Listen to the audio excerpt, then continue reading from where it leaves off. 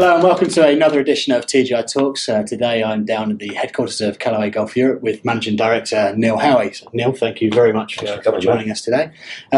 Callaway's been a brilliant year for Callaway. I mean, someone called it an epic year, I'm sure you might. But you're now the UK's #1 driver brand, as well as TGI Golf Hardware Supplier of the Year last year. So, I mean, what do you put that success down to? Great product, great people, and great partnerships, I guess, Matt, really. We've had a phenomenal 2 or 3 years now, and Epic has kind of been the icing on the cake for that.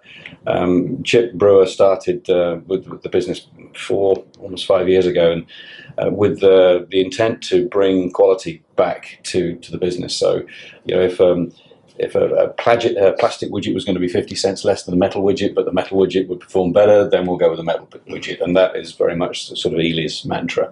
So it's been great to get back on track with the product perspective, because ultimately that's what we are. We're a product-based company and invest a lot of money in R&D, so we better come up with something that works. So that's been great. And, you know, for the last sort of couple of years, we've managed to get back to being #1 in terms of the European hardware, which has been a tremendous achievement for us, and we're delighted to be there.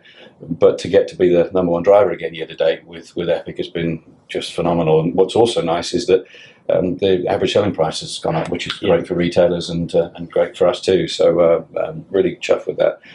And then to get to be voted #1 hardware for TGI is special too, because probably about 6 years ago, Eddie and I had a game of golf, and we had a bit of a sort of come to Jesus moment in that we realised that we had to make a lot of changes. And actually, Eddie was very helpful in offering some comment and directions to what we should do. And we made an awful lot of moves with restructuring in the UK, making it more relevant for the partners in terms of custom fit guys on the road, and it's paid dividends. So it's great to see that recognised. And you know, we invest in the business with TGI, with obviously the team championships that we started last year, as almost by way of thank you, really, for the support you've given us. So TGI is hugely important. You're in our top 3 customers in Europe, so it's essential we continue that dialogue. Excellent, and obviously being #1 now, I mean, it's a great place to be following the issues the brand had. You just touched on them slightly there.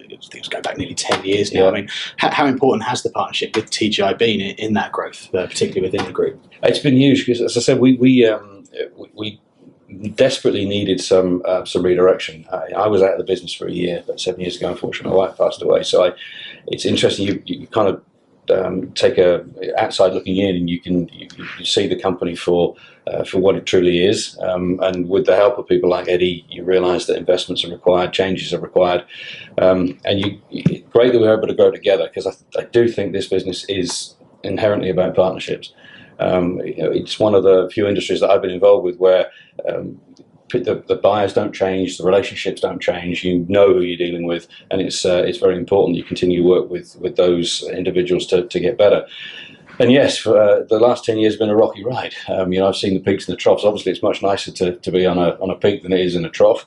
But expectations change as well. So people's expectations of you change, and it's we have a lot of hard work ahead of us to stay where we are and to continue to improve. But it's a good place to be right now.